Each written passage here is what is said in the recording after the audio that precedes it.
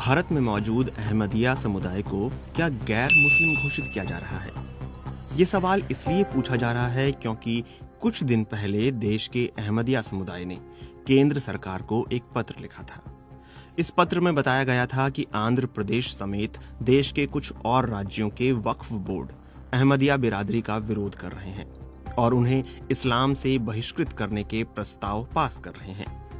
इसके बाद केंद्र सरकार ने इस मामले में हस्तक्षेप किया और आंध्र प्रदेश सरकार को निर्देश दिया कि वह राज्य वक्फ बोर्ड के असंवैधानिक और गैर कानूनी प्रस्ताव की समीक्षा करे, जो उसके अनुसार अहमदिया बिरादरी के विरुद्ध नफरत के अभियान जैसा है।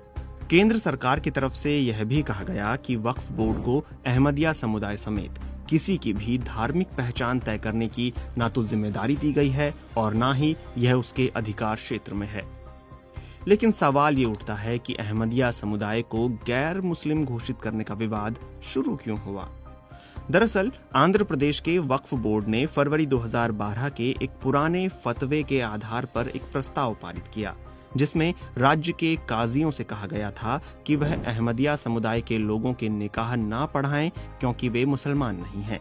इस फतवे को अहमदिया समुदाय ने हाईकोर्ट में चुनौती दी थी और अदालत ने इस प्रस्ताव को स्थगित कर दिया था। केंद्र सरकार के पत्र में कहा गया है कि अदालतों के आदेश के बावजूद आंध्र प्रदेश वक्फ बोर्ड ने इस साल फरवरी में दोबारा इस तरह का प्रस्ताव पारित किया, जिसमें अहमदिया समुदाय को गैर मुस्लिम करार दिया गया।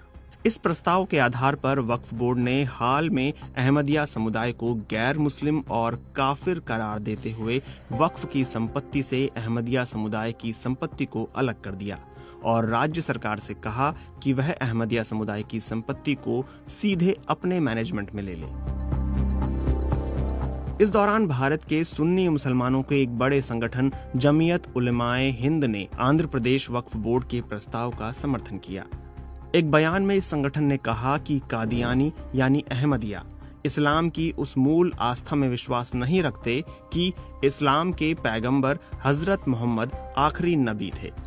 इस बयान में इस्लामी संगठन वर्ल्ड मुस्लिम लीग की 1974 की एक मीटिंग का उल्लेख भी किया गया है, जिसमें उसके अनुसार लीग के 110 देशों के मुस्लिम प्रतिनिधियों ने हिस्सा लिया था और जिसमें अहमदिया समुदाय को इस्लाम के दायरे से खारिज कर दिया गया था।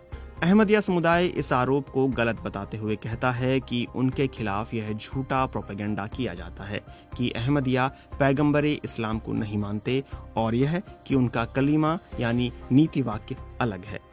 वे कहते हैं कि ये मनगढ़ंत और झूठी बातें हैं। अहमदिया मुस्लिम समुदाय दिलोजान से इस्लाम के पैगंबर हजरत मोहम्मद को अंतिम नबी मानता है और उनके सम्मान के लिए कोई भी कुर्बानी पेश करने से पीछे नहीं रहता।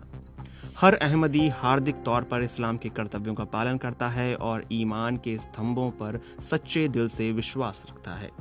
भारत में 2011 की जनगणना में अहमदिया समुदाय को मुसलमानों के एक फिरके यानी वर्ग के तौर पर स्वीकार किया गया।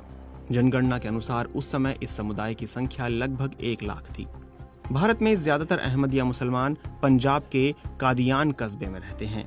इस कस्बे में अहमदिया समुदाय के संस्थापक मिर्जा गुलाम अहमद की पैदाइश हुई थी।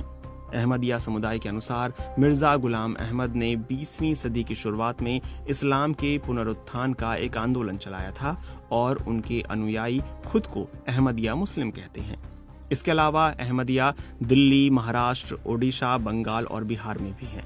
दिल्ली में भी उनकी कई मस्जिदें और केंद्र हैं।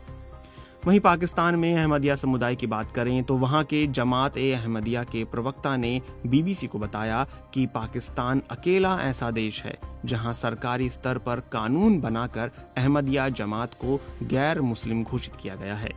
उन्होंने कहा कि दूसरे देशों में सरकारी स्तर पर ऐसा कोई कदम नहीं उठाया गया है। हालांकि कुछ देशों में इस्लामी काउंसिल और मंचों पर फतवे जारी किए जाते हैं और अहमदिया समुदाय को वहां विरोध का सामना करना पड़ता है।